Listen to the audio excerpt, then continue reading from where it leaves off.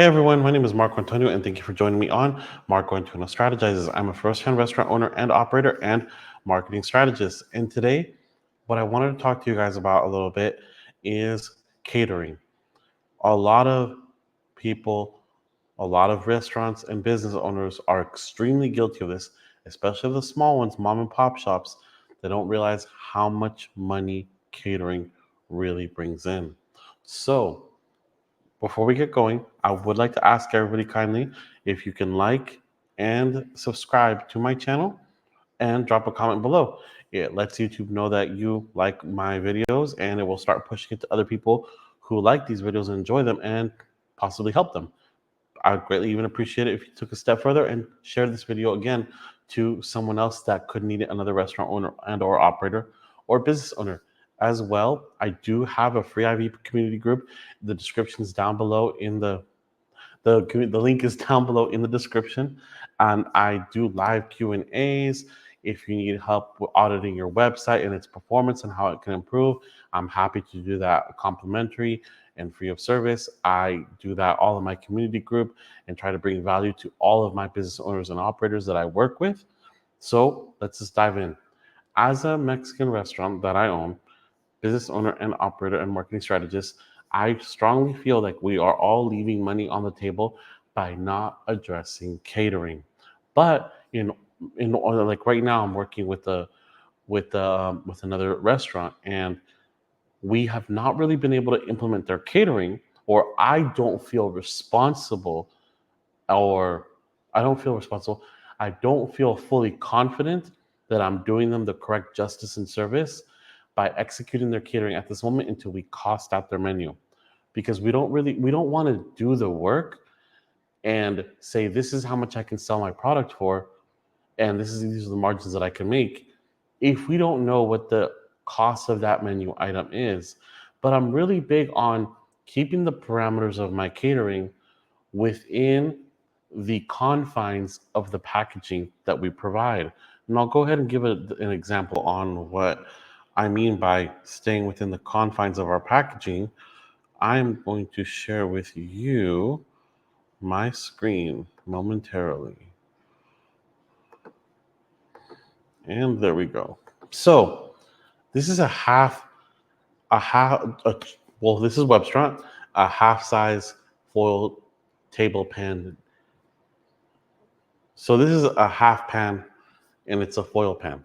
So this fits in a steam table and it's 2 and 9/16 inches deep. So as an example, sometimes when you're going to get caterings, you're going to have customers that ask you, "Oh, I want food for 7. I want food for 14." No, I don't like to do it in that fashion. Presentation is everything, and portioning is also obviously a huge factor. So what I like to do is package everything within the sizing of my container and selling it in those portions accordingly.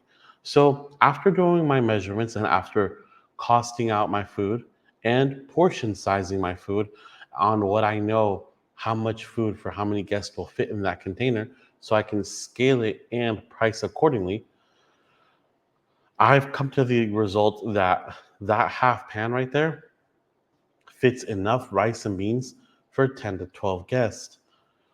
At the same time, we don't we give that estimate based upon portioning sizing. Some people might have a lighter hand when it comes to distributing beans or rice in these half pans, and somebody else might have a bigger spoon and a heavier hand, and it might distribute less. So I like to estimate it's a portion sizing for 10 guests, and I charge for this half pan of rice and a half pan of beans each individually. Each I charge $35, so that is $70 for enough rice and beans packaged separately for 10 to 12 guests.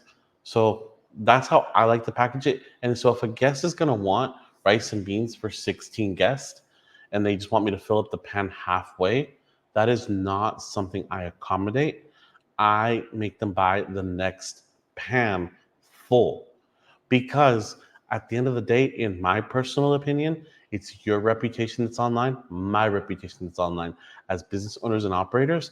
And to give somebody a half full pan, it just really doesn't do it for presentation. And if somebody were to take a picture of it, it could lead to bad interpretation of your business. And someone's gonna say, oh, I got this half pan from this business and they charged me $20. Nope. I sell you a fully loaded half pan. And they do have a different depths, and I do utilize them: extra deep, shallow, medium. And you're gonna say, well, Marco, why do you use a half pan? Like they have a full size pans as well. They do have full size pans, but in my personal opinion, after they get so long, at that point they just start buckling under their own weight.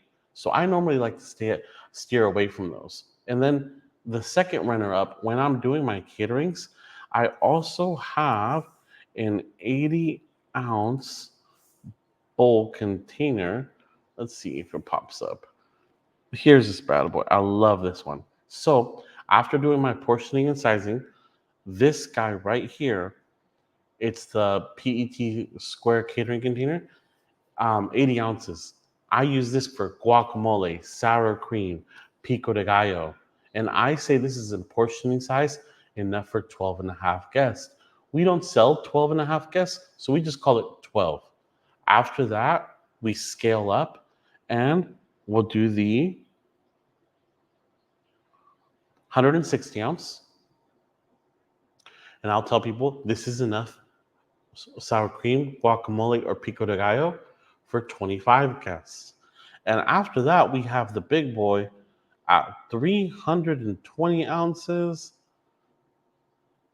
all stuff and no fluff, 50 guests. And people buy this.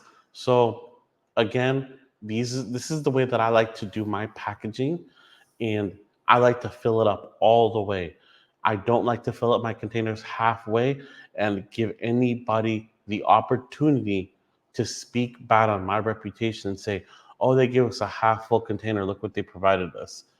Things can always be left for misinterpretation, and that is the reflection of your business. So we do everything we can to protect our reputation at all costs. And so this is a little bit what I wanted to talk to you guys about today, about catering.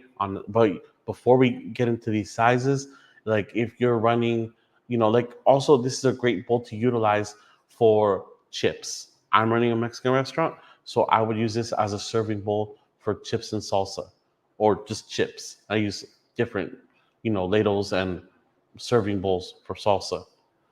But this is a little bit on how I wanted to explain to you guys on how I operate and how I do this. These bowls are not the final it, and this is how it's going to be done. There are many other variations and serving trays that you can be utilized for catering. I like to stick to everything being disposable, so I can just go. It's a one-way transaction. We go off, we drop off all of these items to an event, and we don't have to come back and pick up anything at all. So this is why I like to choose these particular items, and this is what works best for me in my workflow. Again, thank you for joining me on Marco Antonio Strategizes. My name is Marco Antonio, and I'm first-hand restaurant owner and operator and marketing strategist. Using and implementing strategies like this is what's helped grow my business in the past couple of years from a $100,000 a year business to over $1 million in sales. And I have to say, catering has been a big part of it. I've had horribly slow days, and catering has made up for it for some and even more. So, catering, everybody. Again, if you like talking about all these things, I do have a free school community group. The description is down below. I hope to see you there. And if you like this channel and like what I talk about, like and subscribe. Thank you very much. Till next time, peace.